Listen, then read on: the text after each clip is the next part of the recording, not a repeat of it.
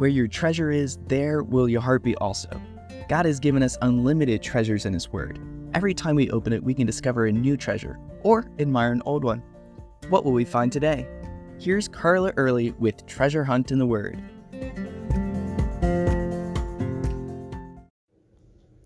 When my kids were little, we played a game called Mama Says, which is like Simon Says, but you do everything Mama says, no matter how silly, until I said stop.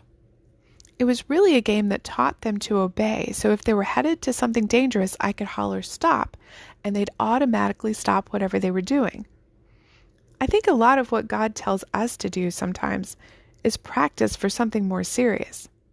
For example, when we're young, He gives us parents and tells us to obey and honor them, so we will be ready as adults to obey and honor Him.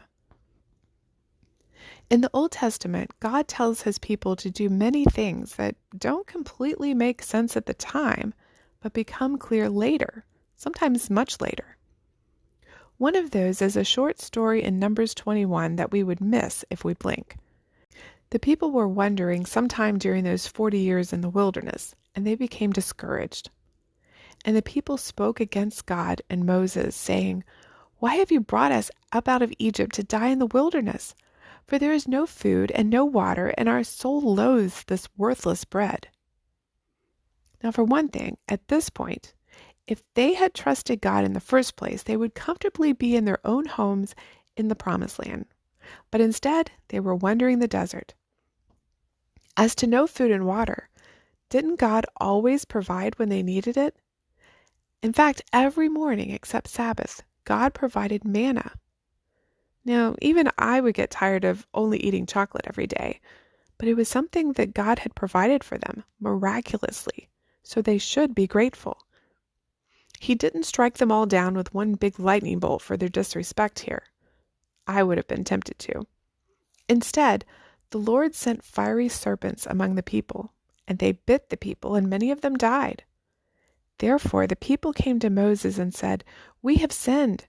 Pray to the Lord that He will take away the serpents from us."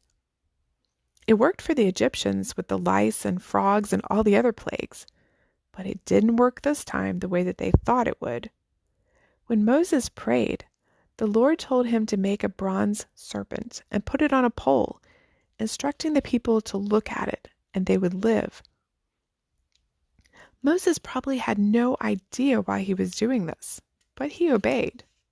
Now that pole with the bronze serpent ended up getting them in trouble later, and Hezekiah had to destroy it, because the people of his day had started worshiping the thing.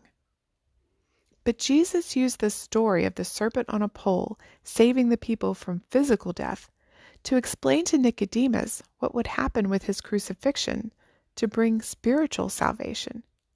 He said, "As Moses lifted up the serpent in the wilderness, even so must the Son of Man be lifted up, that whoever believes in Him should not perish but have eternal life."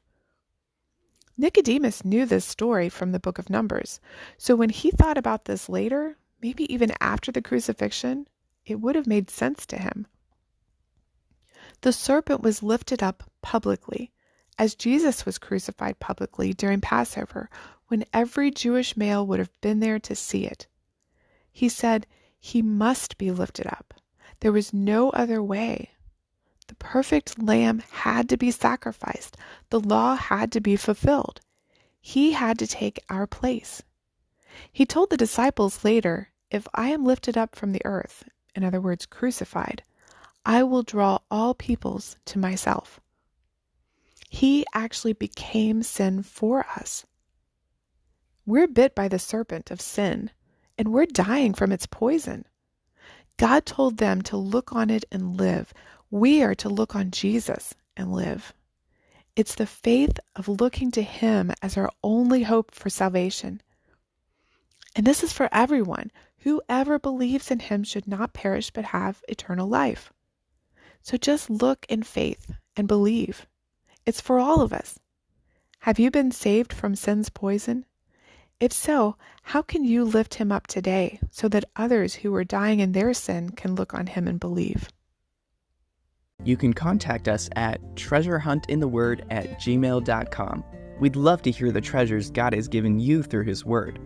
You can listen to other episodes on our website, which you can find in the description below. Thank you for listening, and remember, where your treasure is, there will your heart be also.